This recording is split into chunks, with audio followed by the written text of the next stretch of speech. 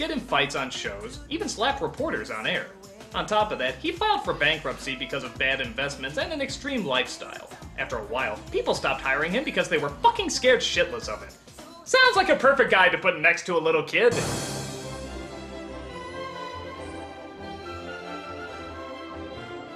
Yes, this was considered the low point in Burt Reynolds' career. A little kid wants to be a cop, so Officer Fuck the World is on the case to babysit him. The movie's so desperate, they couldn't even afford a Culkin. It's embarrassing, it's not funny. You want to see me suffer through it like the sick pigs that you are? Let's not waste any time. This is Cop and a Half. So as we hear the music to the opening credits, we can see that this is gonna be some campy, stupid shit. Listen to that. Can it get any more corny than this? It's like the opening to a 1950s film strip. In fact, I wouldn't be surprised if the Fonz himself directed the Abandoned Ship! Critics and critics first! We open with our main character named Devin. He's a little boy who's totally obsessed with being a police officer, to a point where he plays it all the time with his friend. Freeze, dirtbag! Get out of here! I'm history. When did they combine high school and kindergarten class in the same building? Butler thinks she's a real cop! Put me down! That calls for payback. Put me down! And dude, Sam from Clarissa Explains It All is a bit of a dick, isn't he? At least now we know where he got the money to pay for that ladder. I meant it in the nicest way. Too bad! So he gets his head dunked in the toilet and somehow gets in trouble for it. Thus he's sent to the principal's office. Do I sense, a little insolence? Lies are not explanations. I'm not lying. Every day these big jumbos come and take my money, they put me in the toilet, and hold me upside down. As you can see, Devin has been taking acting lessons that even the great Jake Lloyd would be jealous of. I have to call your grandmother. But on his way home, Devin comes across a chase scene with one of the city's most badass cops. Get your filthy butt off my car! Wow, he does a really good Norm Macdonald impression, doesn't he? They dropped something, Quintero! Looks like drugs! It does?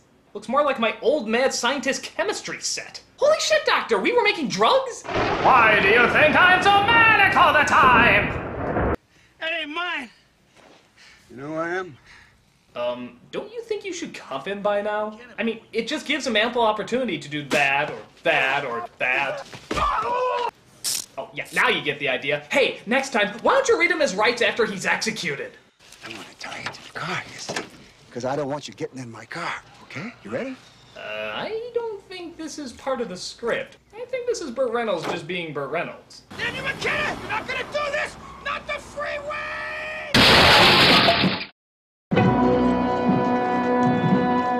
So Devin, who, of course, has no parents and lives with his grandma, has plenty of free time to notice one of the cars Reynolds was chasing and calls the police.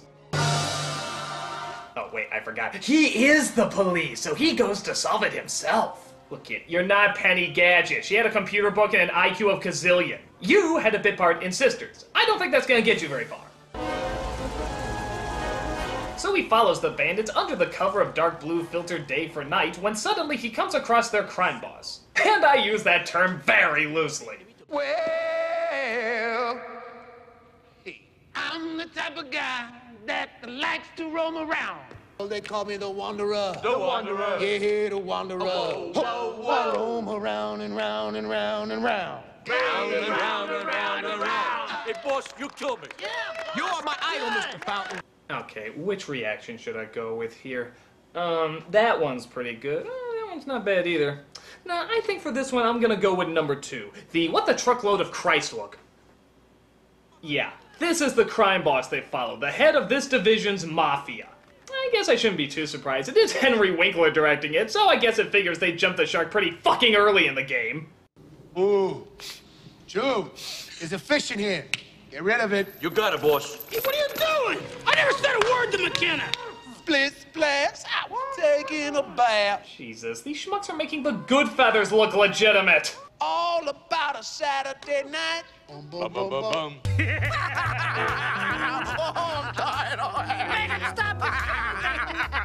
Get him out of my face. Devin does see a henchman get murdered and writes down the license plate information.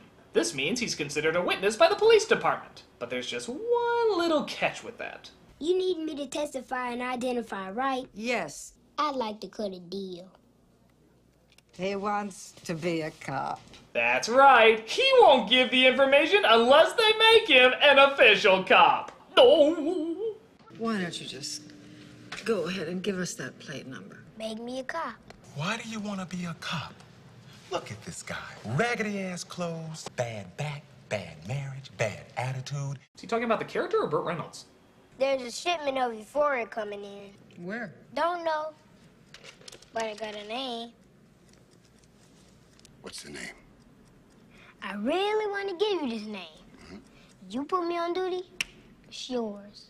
Now, in any other reality, I think we all know exactly how this would go down. I want to be a cop or you don't get any of the information you need! Okay, son, why don't you come with me?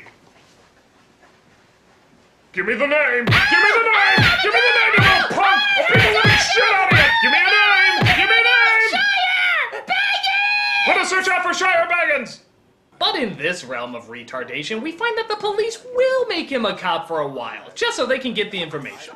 And on top of that, let's put the obvious last person they should on this assignment, literally just for shits and giggles. You owe me. I don't owe you nothing. I don't owe you nothing. Hey, if Clint Eastwood can act with an orangutan, you can act with a little boy!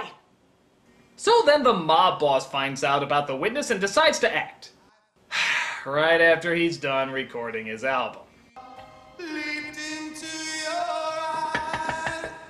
You're amazing. Really think so, huh? Why is it I get the feeling he gets picked on at the annual mobster meetings? They call me the Wanderer. The Wanderer. Yeah, the Wanderer. Roam around and round and round and round. So Reynolds and Devin are now a team. I'm gonna predict that this is hijink-tacular. My shield, my badge. All right, here you are. I always wanted one of these. Get in the car. I'm acting! This is Detective Butler. Wherever you are. You give me no joy. Hey, I think that was the critical recommendation for the DVD.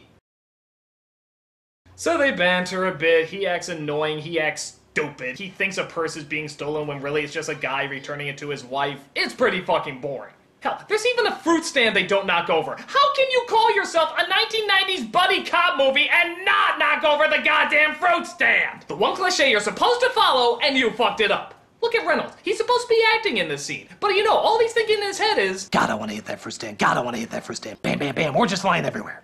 But no, you totally missed it. Hand over your badge, movie. You're suspended. Give me the plate number.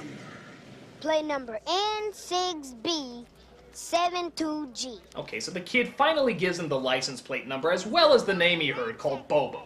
It turns out the license plate is under a fake name, so all they have to go on is finding out who Bobo is. So, logically, the kid is of no use now. They can just drop him back home, right? Fuck that shit, we still got an hour left. He's staying around whether it makes any sense or not. It's a party! I'm listening to you. You're letting the kid answer the phone? What the fuck's wrong with this police station? Officer Butler here. What the cat look like? Calm down.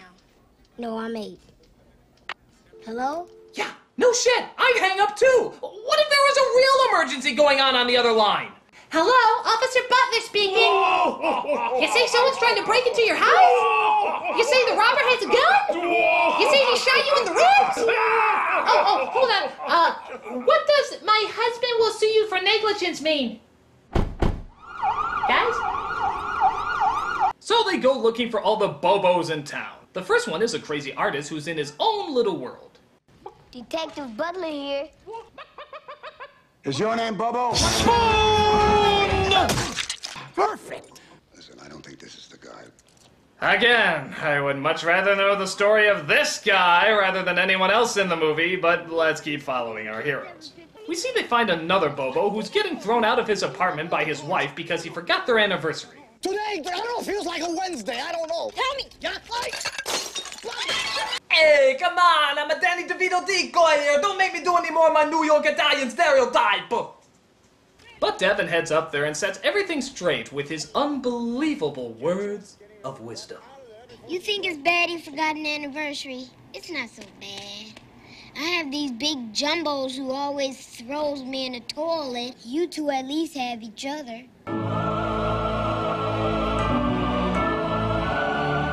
Yeah, you may be right.